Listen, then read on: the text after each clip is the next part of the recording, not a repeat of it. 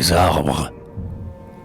Arbres, grands végétaux, martyrs des saisons fauves, sombres lyres des vents, ces noirs musiciens. Que vous soyez feuillus ou que vous soyez chauve, le poète vous aime et vos spleens sont les siens.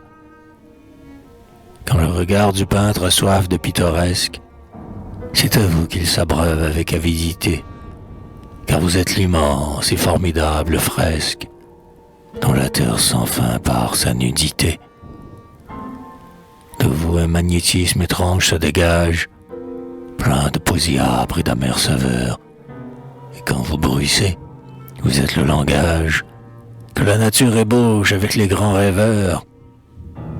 Quand l'éclair et la foudre enflent, rafale et grêle, les forêts sont des mers dont chaque arbre est un flot.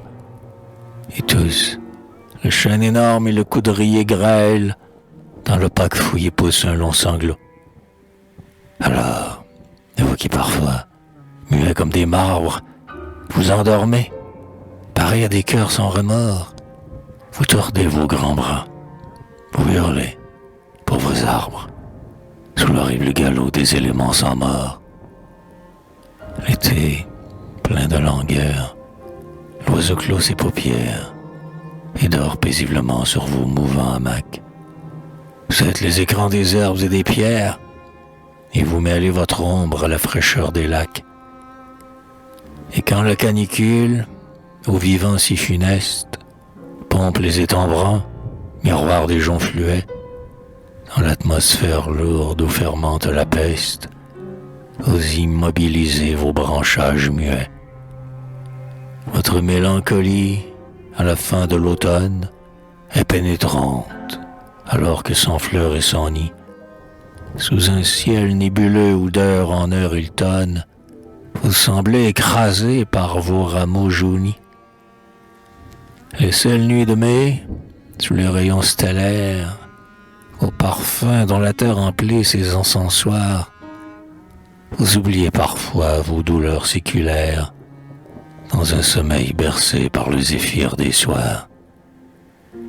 Une brume odorante autour de vous circule, quand l'aube a dissipé la nocturne stupeur, et quand vous devenez plus grand au crépuscule, le poète frémit comme s'il avait peur, sachant qu'un drame étrange est joué sur vos dômes, par les bêtes le jour, par les spectres la nuit, pour voir rôder les loups et glisser les fantômes, vos invisibles yeux s'ouvrent au moindre bruit. Et le soleil vous mord, l'aquilon vous cravache, l'hiver vous coule tout vif dans un froid linceul blanc, et vous souffrez toujours jusqu'à ce que la hache taillade votre chair et vous tranche en sifflant. Partout où vous vivez, chênes, peupliers, ormes, dans les cités, aux champs et sur les rocs déserts, je fraternise avec les tristesses énormes que vos sombres rameaux épandent par les airs.